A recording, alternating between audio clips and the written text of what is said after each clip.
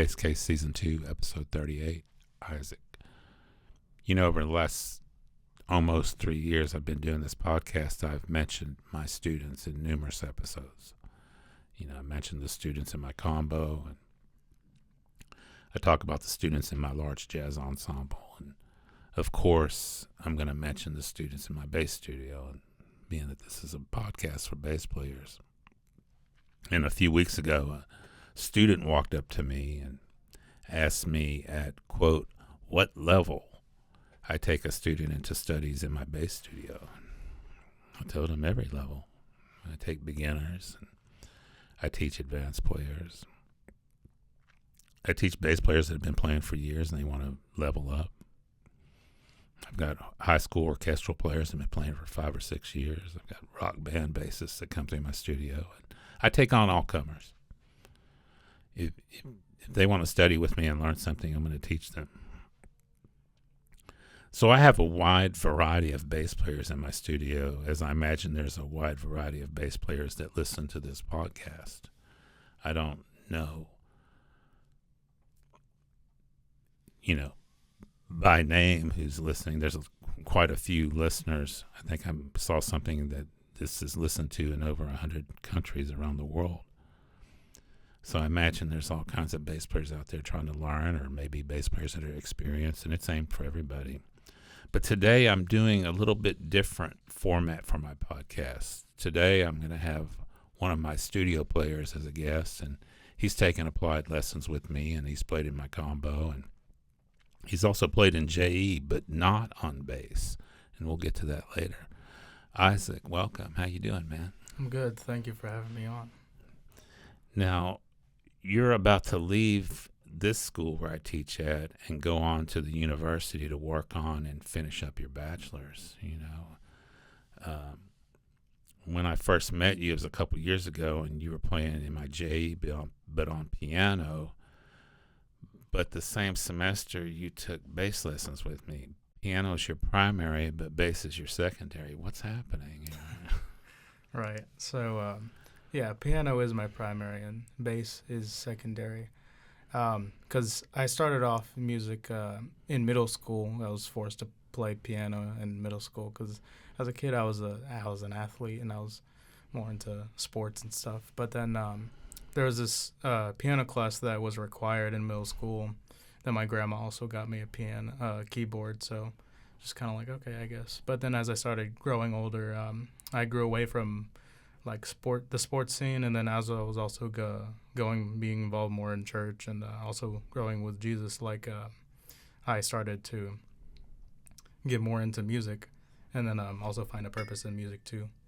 So that was 8-9 years ago that I started piano, and then also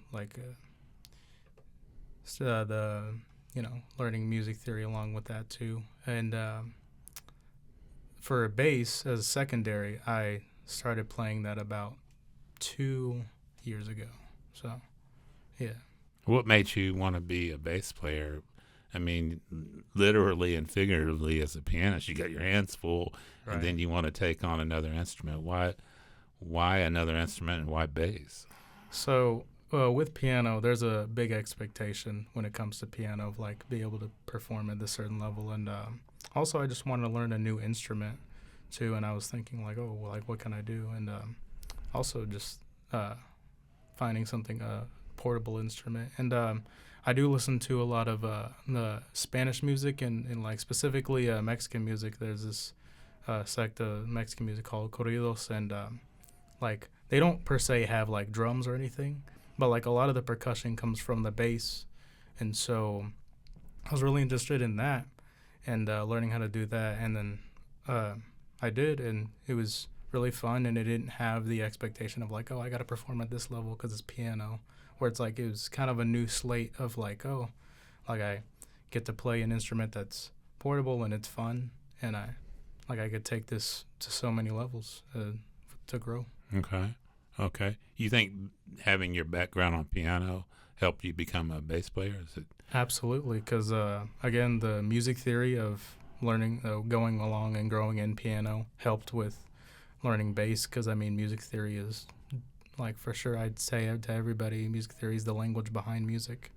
So Okay. Yeah, we were talking about that earlier, how, there's some players out there that, you've heard it and I heard it, that they don't want to get involved with theory because they're afraid it might blunt their creativity. I mean, what do you think about that? Yeah, I mean, well, if you're, if you got that creativity, then, adding a structure would, if you're creative enough, you'd be able to add that creativity to that structure. And also, if you know music theory, like, it's easier also to play, like, with other people, because then it's a agreed upon language where it's like everybody knows, like, the language where, like, for example, if you know Spanish, I know Spanish, we're able to speak Spanish, but if, like, you have your own thing of way of speaking Spanish. It's a little bit harder for me to understand you if I speak, So, yeah, I think music theory, I mean, that's how I define is the language behind music. And if you're able to learn music theory, then it's just a matter of, like, picking up an instrument, learning the physicality of it, and then applying it to that instrument. Right. Yeah, so, theory is good, right? Mm-hmm. Yeah. I was, we were talking and kind of joking about saying that, trying these cats that want to get away from theory is be like telling Hemingway if he was a kid saying, well, don't learn how to structure a sentence or a paragraph because it'll ruin your creativity. But, he knew how to do all that stuff. And, right. And we have to know how to do that. But I like what you said, and I hadn't heard you mention that before, but we're able to talk to each other on the same wavelength if we both know theoretically what's happening. Mm-hmm. If I'm saying that we're going to do Lady Bird but do it in G, yeah. It's like, I'm just used to doing it in this specific key in this specific way, where it's like, if I know the language, I could just easily transpose it and know.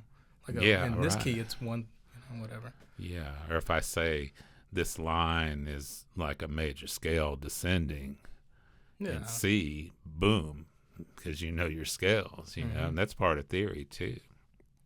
But you've had theory courses too, along with taking class piano and piano lessons too. So yeah, and I mean it's good, right? I mean it's not bad. I always thought about it because I was telling you about how when I was in college and I was taking theory classes, it was interesting to me.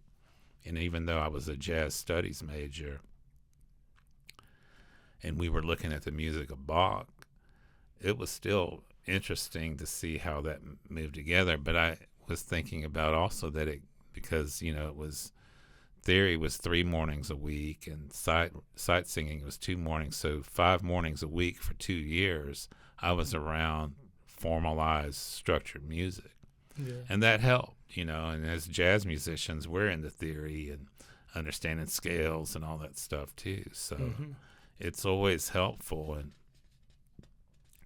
so yeah, theory is good. Yeah, absolutely. And once you know theory, then it's like, okay, well, now you can feel comfortable with like bending and breaking a little bit theory, right to where it's like if you don't know theory, but you're bending and breaking it, you're doing it unintentionally. Yeah, so exactly. You know what you're doing. A mess, Yeah, if you know what the rules are, you then know where to break them at. Exactly. And this isn't a knock against guys that.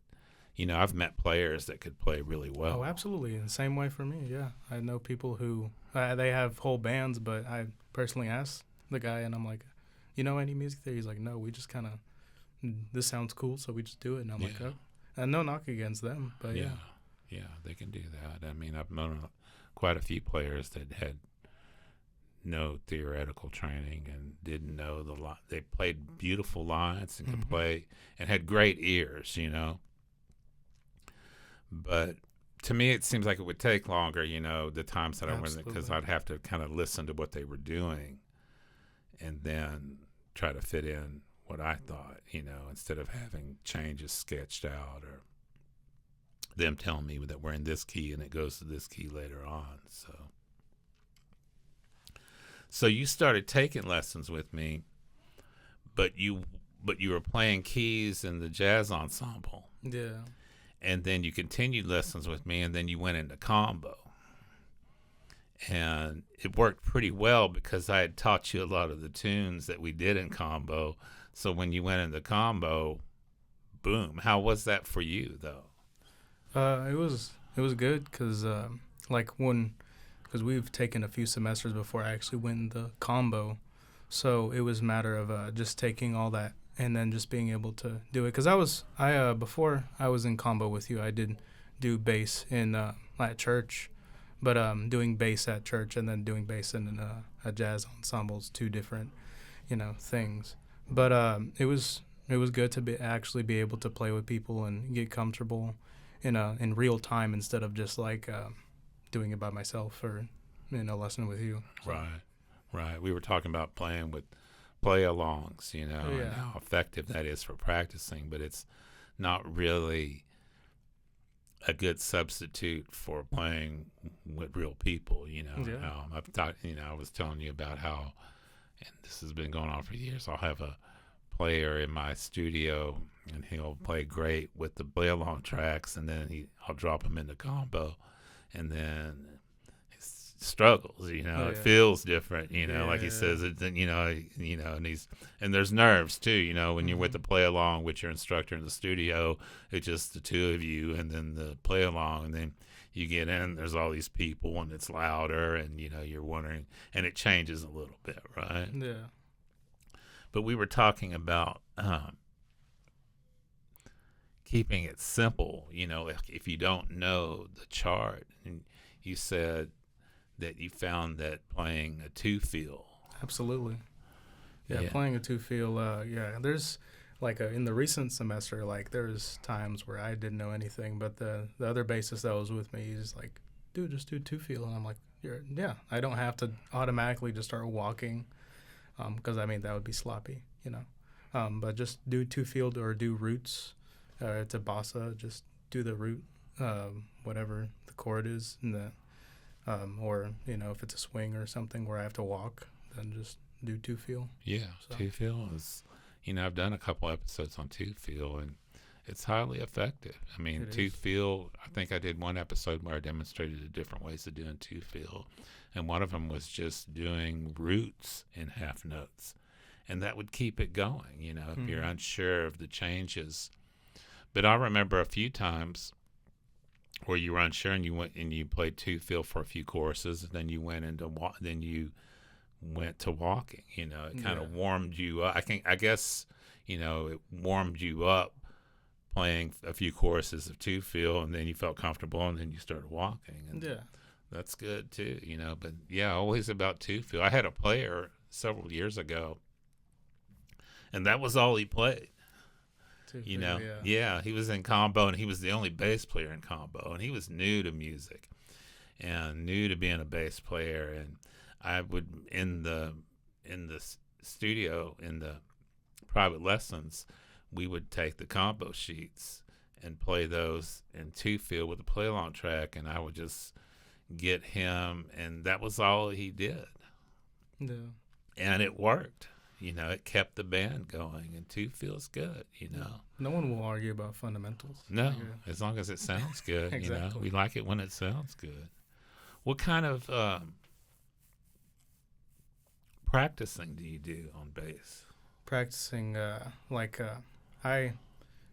practice is more towards endurance. So, being able to play something over and over so that my fingers are able to endure and have that pace whenever it's time for a performance, whether we have a recital or if it's just practicing with the band, just being able to endure and getting comfortable, doing the bare bones of, if it's a new song that I'm learning, if you send an email hey, we're doing this new song, we did Solar, and as an example, where it's I had to be able to work that out and be able to create a walking line to it, and then be able to be comfortable with it and set a pace and be able to endure multiple choruses for however long, a few minutes, 10 minutes or so, and then be able to. Then I also remember I did record myself and then send it to you too. Yeah. So practice consists of that, and I even going and doing other songs, not even jazz, but some the corrido songs where it's at first when I tried to play them as a more beginner. It was a little less advanced sounding, but then now I'm going back and playing the songs that I played when I was beginning, and I'm creating more advanced stuff, and that's helping me grow and helping me see the advancement that I've made in bass. Right on. So. Yeah, practicing and building endurance. Yeah. Mm-hmm. Yeah, I think that gets left out of the conversation because, we were talking about that, how new players would come in my studio and I'd have them walk a blues. That's the first thing I teach them. And then they can walk like 5 choruses and they stop. I'm like, what's happening? They're like, my hand's tired, And I'm like, yeah, you got to build up some endurance. I remember that. Yeah. That was a habit that I feel like you created in me with practicing, because I remember the first like lessons I had with you, like you'd literally just have me have a backing track going for like multiple times, and I just have to play it and just like get that feeling, because I feel like that's a big part of being a bass player, is like you have to just endure like a whole song, however many people want solos, and you have to just play that whole time. And even if you're playing a solo, then you have to endure that too, because then you have to not only endure other people's being a background to other people's solos, but you playing a solo too. Yeah, I've heard you take some rides, and you're never afraid to take a solo and combo. Some bass players are, Yeah. But do you, when I think about it, and I think most bass players think about it like this,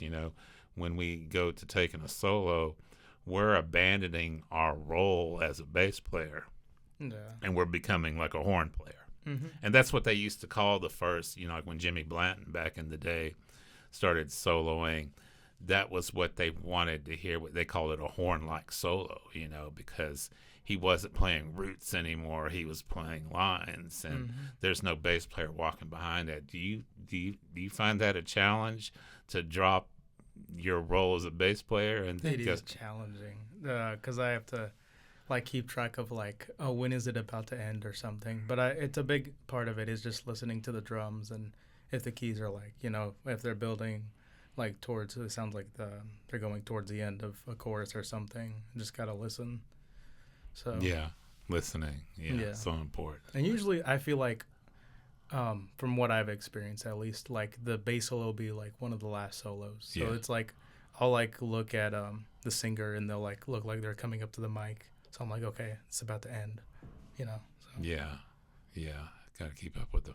Yeah, that's the thing when there's no bass player walking changes, there's a tendency for the form to get somewhat yeah, absolutely less transparent, right? Yeah, but that's the whole thing with that, and it took me a while because I used to feel very uncomfortable taking a bass solo. But like you said, it's always the last one. So you think about that.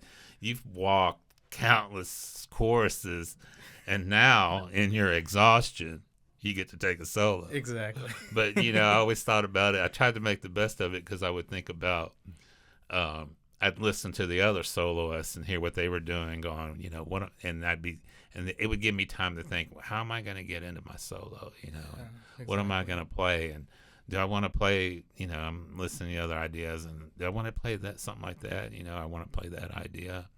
So it does give you that, you have plenty of time to think about it, maybe too much time, Yeah, I definitely, because one thing about it, the last recital that we had, and I had a bass solo, the courses that I was taking doing background to other solos, I just do super basic stuff. I wouldn't try and do any advanced walking stuff. I just do bare basics, so that when I do the solo, then it'd be there's a significant difference in now he's getting comfortable and doing all this stuff, right? To where it's if I'm already doing a bunch of other stuff and then take a solo, then it doesn't really sound too much of a difference. Yeah, I hear you. I want it to sound different.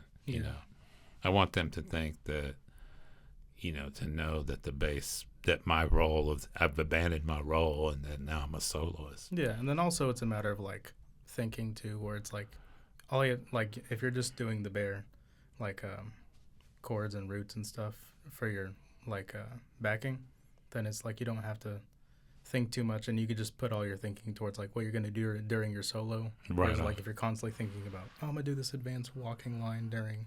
Yeah, I hear you. You can't only think about too many things when you're up there. Yeah, keeping it simple is really good too.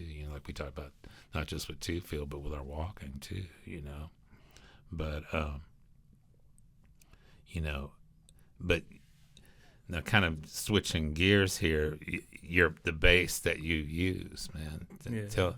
Tell everybody about this bass. So the bass I have is not an electric; it's an acoustic bass. And the reason I got that specific bass is because that's the bass they like kind of use in like the Spanish setting, and I personally like it. I like that I don't have to always carry an amp around, along with if I had an electric bass to like project, I could just bring my acoustic bass anywhere and project without an amp. I mean, I can plug it up to an amp, but it is pluggable. But I do like the fact that it's a bit more portable. Yeah. So then, like, that was also part of the reason where it's like, thinking about what instrument besides piano I'd play, where it's like bass is a bit like more portable than piano and keys, because it's like lugging around this big old keyboard or piano, whereas like just carry this bass with me. So, yeah, it's easier. Yeah. Obviously, than carrying a Nord around or something. Oh. Yeah, like with that one we used for the combo gigs that Yeah. Soul plays, and yeah, it's got a different sound. Your bass does. I like it. Yes. Yeah, I like the way it sounds. I mean, it doesn't sound like an electric bass, but sometimes it does. Yeah.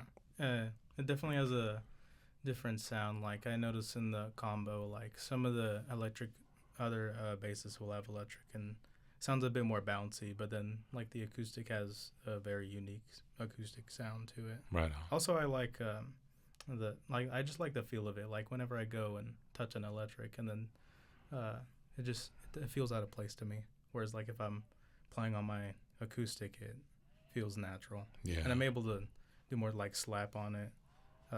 So. Yeah. Well, as long as you're comfortable and you like the sound, then. Exactly. Yeah. Okay, and you kind of hinted here about videos. We talked about videos. You're real good about making videos. I remember a couple weeks ago, the last one you sent was over "Beautiful Love," and we had just started that tune, right? I love that tune. Yeah. Yeah, a lot of jazz musicians love that tune. One of the guys I studied under years ago, that was his favorite tune. And we had just done it, and then a couple days later you sent me a video of you playing it. Does that help you to learn?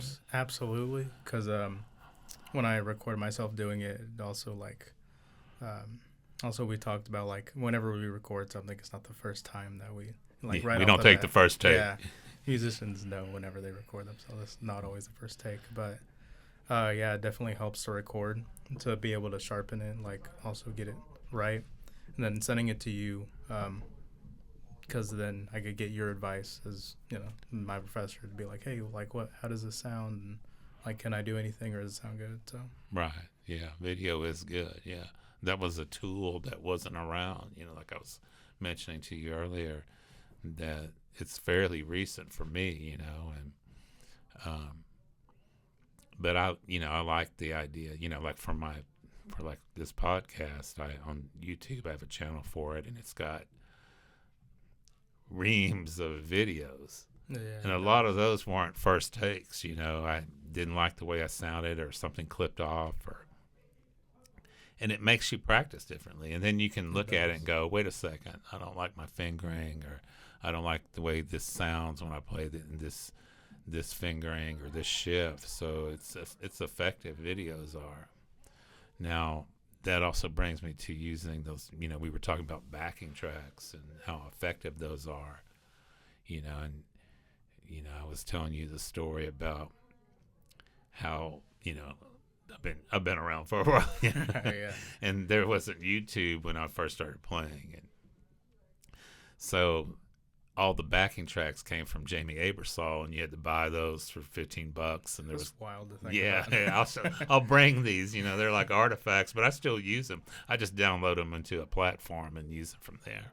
But the valuable part was that they were live musicians. Jamie played keys on most of them, and then he would hire a bass player and drummer from the New York City area. They were all high-level players playing that. And I told you about how you could channel them one side and just get the drums. So I would just walk to that. That's definitely it's a good thing. Like that you can't get out of like YouTube or something. Yeah, And then I would channel at the other side, and you would just get the bass, you know. And back then, I was still trying to figure out walking bass lines. You know, I didn't like what I was playing, and so I would listen to what these guys were playing and steal what they were playing and peel them off and learn it that way. So it was real effective. But now we got everything on YouTube. So like I was telling you, we don't have any more excuses anymore about practicing because, you know, basically any tune that we work on in combo can be found on YouTube, you know. The only difference is those ones that we do with the singers where we change the keys, but we work around that too. Yeah. But video is a practice tool, you know, whether you're shooting videos or watching somebody play a line, like for my podcast, or sometimes I check out other bass players, you know, especially classical bass players, and see what they're doing and what their fingering is for something. And we're kind of in a good time period for musicians and bass players, you know, where we can see things and see bass players working, whereas before the only time I would see something would be I'd have to go catch it live, right? Right.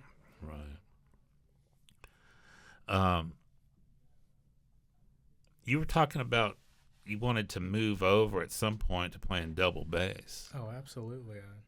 Yeah, that was part of the reason choosing acoustic over electric, which I don't know, like, if it's a true fact or not. But I mean, my mentality of choosing an acoustic over electric was like, oh, maybe like when I pick up double bass, it'd be an easier transition. I have no idea if that's true or not, but yeah, I would absolutely love to pick up double bass at some point. I hear it's very hard from one of the bassists that subs for you sometimes, you know. Oh, Eric. Yeah, Eric. Like I was asking him at some point. It's like, yeah, it's like, man, it's really hard. Like it, and you even yourself were like two different instruments almost. You have two different practice sessions Right for on, like a bass guitar and a double bass. Yeah. So. Yeah, it doesn't transfer. I mean, if I do something on electric, I'm going to have to reconfigure some aspect of it when I play it on double bass, a walking line, because the fingerings are differently. Even though both basses are tuned the same, you know, it's so much bigger. Oh, yeah, it is. And, you know, like we were talking about electric bass, if your electric bass is in tune and you put your finger on the fret, it's there. You're in tune. Double bass is different, right? You know, there's no frets and intonate. You know, you're thinking about intonation all the time. You know, and I remember playing in juries, and they had a special section for intonation. You know, did you play in tune? You know, or when you'd see a note say, "Watch that high A." You know, it was a little flat. You know, and so your mindset becomes, even now for me, is, you know, am I in tune? You know, I want to play in tune. You know, I want to make sure I'm in tune all the time. You know, you know, I'm listening to the keys player. Am I in tune with him? You know, not just in tune in general with my instrument, but you know, if you're playing with an out of tune piano, man, you're gonna have to make some adjustments. You know?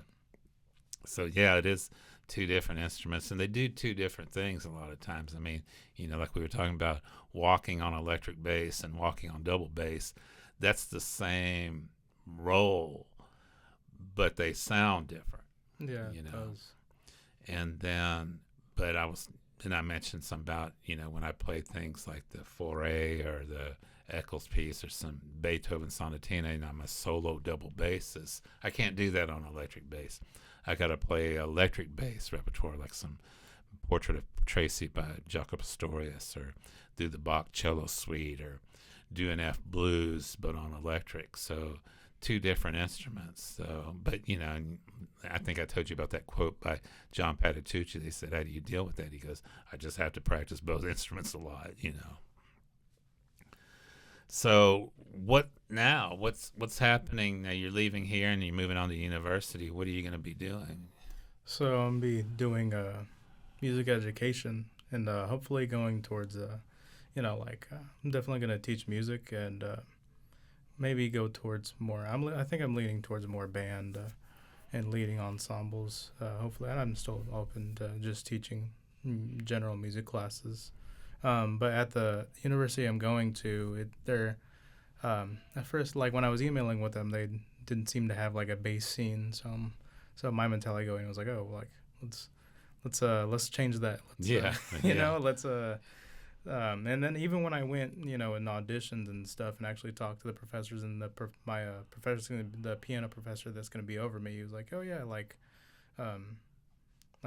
there's some people that teach bass and stuff, and it's just a matter of like whoever wants to. And I mean, I'm gonna be that one that's going to want to. And like even like I was even thinking, and I forgot who we talked about, either you and I or someone, but it's like, how do they have ensembles and then they just don't have bass? Yeah, really. You know? Yeah. So it's like, well, yeah, for sure. We go over there and make a bass scene. Yeah, there's always room for a bass player in an ensemble. Absolutely. Yeah, remember when I was a kid, I was watching this, you know, just turning channels on the television, and this gospel choir was on, and it was just a gospel choir and a guy on electric bass. You know, and I thought, man, I think about that. You know, I was probably like 15 or 16 when I saw that. You know, and you know the bass players are very handy to have around, and you can always fit them into any kind of music. Yeah, and I mean, in a lot of music settings, they could even replace drums, like because they are percussive. They are drums, like, but with notes. Yeah. We're timekeepers, man. Yeah. I mean, I played in a lot of gigs where there was no drummer, you know, and that walking bass line was what held everything up. And you're thinking about how valuable you are as a bass player, because you're not just providing harmonic context, but you're providing time. So you're both at that point. Well, listen, man, thanks for being a guest on my show, and good luck to you at your new school. Absolutely. I'm glad to be here, and good luck to all the bass players listening. Yeah. Well, if you have any questions, you can email me at phil@basscase.co, and I'll talk to you soon.